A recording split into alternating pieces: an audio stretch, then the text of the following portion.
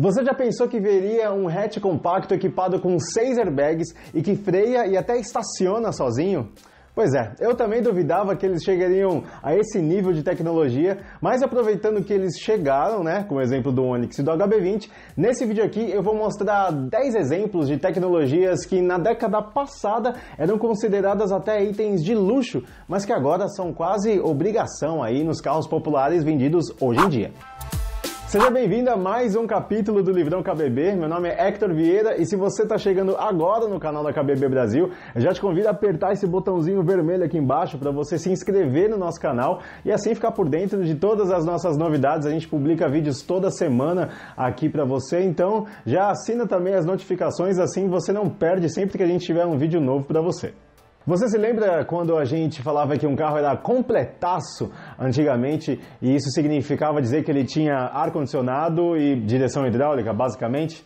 Pois é, esse nível, esse patamar de carros completos ficou um pouco mais ultrapassado, principalmente agora com a chegada das novas gerações do Chevrolet Onix e do HB20, que trouxeram tecnologias, recursos que são dignos de carros de mais de 100 mil reais.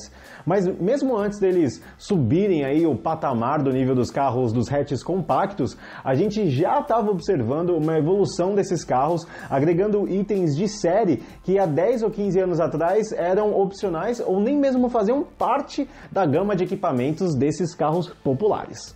Por exemplo, o controle eletrônico de estabilidade. Esse recurso aqui, que é de segurança, evita que o carro derrape, que você perca o controle dele se você por acaso entrar numa curva muito rápida ou tiver com a pista um pouco molhada. Enfim, esse recurso vai se tornar obrigatório em todos os carros vendidos no Brasil a partir de 2020 e 2022. Tem duas fases aí de implementação para esse recurso ser obrigatório no país. Mas, na década passada, esse recurso aqui não existia nem em sedãs médios vendidos aqui no Brasil. Não era uma coisa comum nem de encontrar em sedã, quiçá em carros populares. Mas hoje em dia, aliás, desde 2014, quem começou com isso foi o Ford Ka. A nova geração do Ford Ka já trouxe esse recurso aqui em algumas versões, não era em todas, é verdade, mas em algumas versões, estreando esse assistente de segurança na categoria dos hatches, e hoje em dia Chevrolet Onix, HB20 e Argo também tem.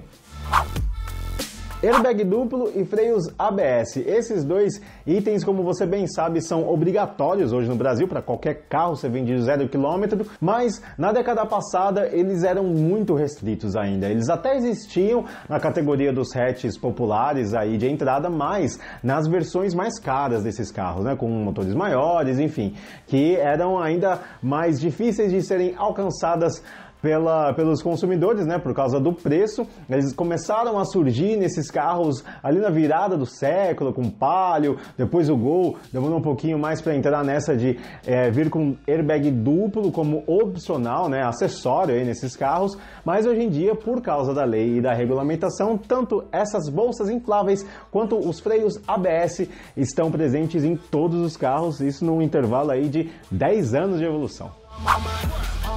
O ar-condicionado também era um equipamento aí de conforto e conveniência mais restrito na década passada nessa categoria de carros aí dos hatches compactos de entrada. Eles existiam nesses carros, mas eram restritos às versões mais caras. Hoje em dia, porém, eles são praticamente obrigação. Para você ter uma ideia, dos carros 0 km, só o Fiat Mobi e o Renault Kwid não trazem ar-condicionado de série em todas as versões. As versões de entradas mais baratas desses dois carros não vêm com ar-condicionado de série, mas a partir da intermediária, aí os dois já contam com esse equipamento. Mas se você contar com os hatches um pouco superiores, aí a gente está falando de Argo, Onix, HB20, Gol, enfim, esses carros todos já trazem ar-condicionado de série porque virou basicamente um item obrigatório nessa categoria já.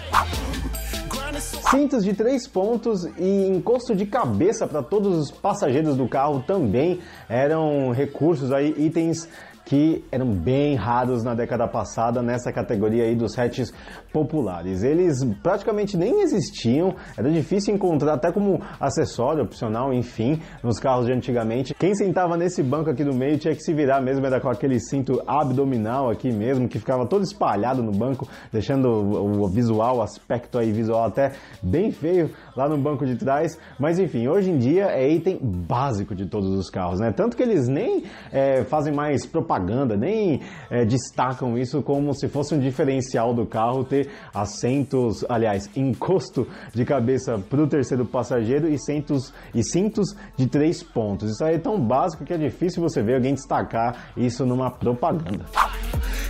Hoje em dia até o Renault Kwid já vem com uma central multimídia de série, aí principalmente depois da versão intermediária dele, mas na década passada, lá entre os anos 2000 e 2010, até um pouquinho depois disso, nem todos os carros compactos tinham um aparelho desse aí, que sai de série, né? Não tinha nem opcional muitas vezes e que dirá de série, mas hoje em dia já é muito mais comum a gente ver esse tipo de equipamento nos carros compactos. Se você não lembra aí ou é mais novo, na década passada os carros vinham com preparação para rádio, ou seja, eles tinham até 2 alto-falantes e a fiação aí já preparada para você colocar um rádio, seja acessório da concessionária mesmo ou no aftermarket, você comprava um radinho para conectar lá na preparação de rádio, que eles destacavam isso como item, né? Enfim, diferencial do carro, mas hoje em dia os carros compactos já têm até central multimídia com internet, que é o caso do Chevrolet Onix, que já vem com 4G embutido, mas a maioria deles já conta com uma tela desse tipo e também uma boa parte já tem até Android Auto e Apple CarPlay, para mostrar como nessa parte multimídia com certeza os carros avançaram bastante.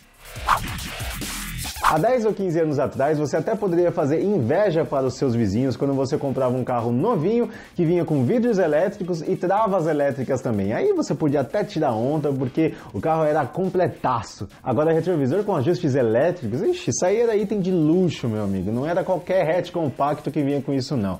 Mas hoje em dia, o famoso trio elétrico, que é esse pacote completo aí de vidros, travas e retrovisores com ajustes elétricos aí por estes botãozinhos, já são bem mais comuns hoje em dia, porque até os subcompactos já oferecem esse tipo de pacote aí de recursos de série em algumas versões, e se contar os hatches compactos um pouco mais, um pouco superiores, também está ficando cada vez mais comum você ver esse tipo de recurso aí já vindo de série no carro. Então, se você for recém-habilitado e tiver dinheiro para comprar um carro 0 km, provavelmente vai ser difícil você ver, vivenciar, conviver com um carro que você tinha que ajustar o retrovisor de fora por aquele pininho, sabe? Que você tinha que ficar arrumando e toda hora, se você passasse um buraco, às vezes ele até saía de ordem lá, saía do jeito que você ficava, enfim.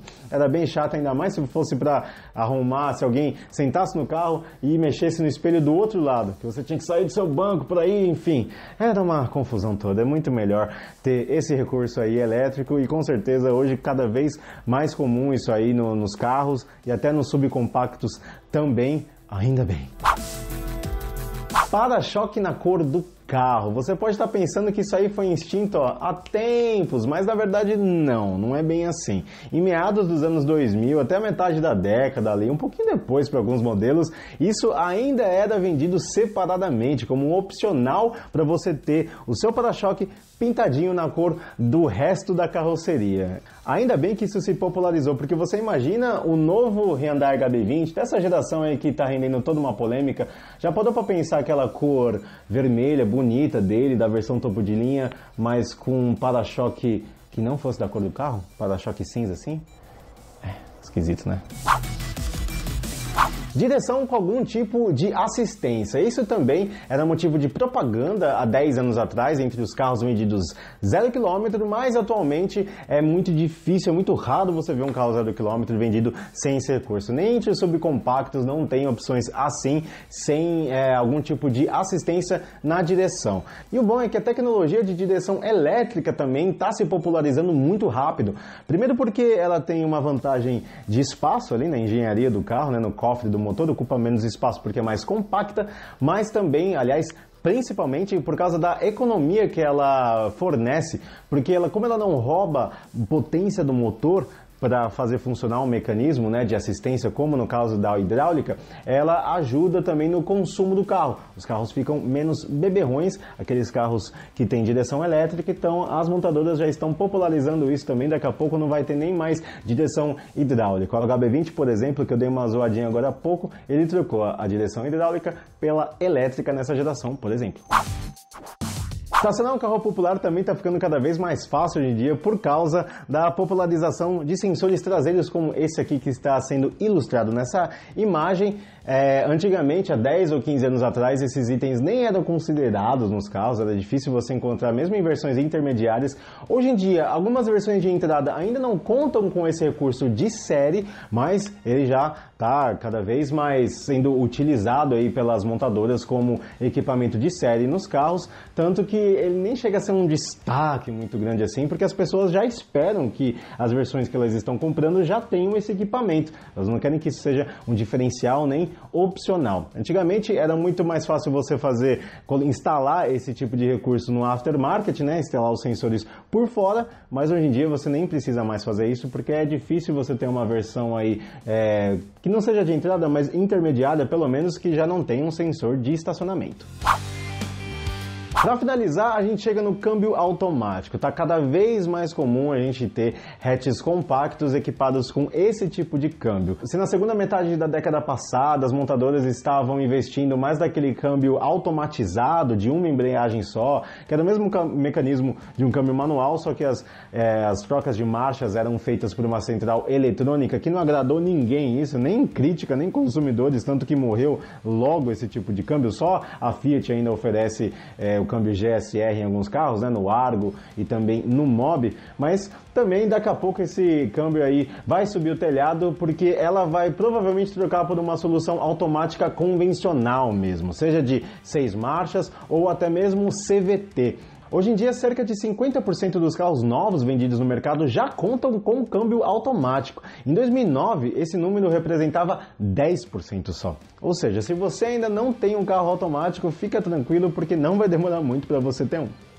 Tá aí, esses foram os 10 exemplos de equipamentos que já são comuns hoje nos carros de entrada ou estão cada vez mais populares nesse segmento aí de hatches compactos, mas que há 10 anos atrás eles eram motivo de gasto extra como opcional ou nem mesmo existiam disponíveis aí no catálogo desses mesmos modelos, né, das suas gerações passadas. Se você lembra de algum outro equipamento que a gente não falou nessa lista, deixa aqui nos comentários também para falar pra gente qual outro item que você se recorda aí que era motivo de propaganda ou de diferencial entre os carros. Deixa aqui nos comentários pra gente. Não se esquece de deixar o like também nesse vídeo, se inscrever no canal da KBB Brasil, porque toda semana tem vídeo novo pra você aqui. Valeu!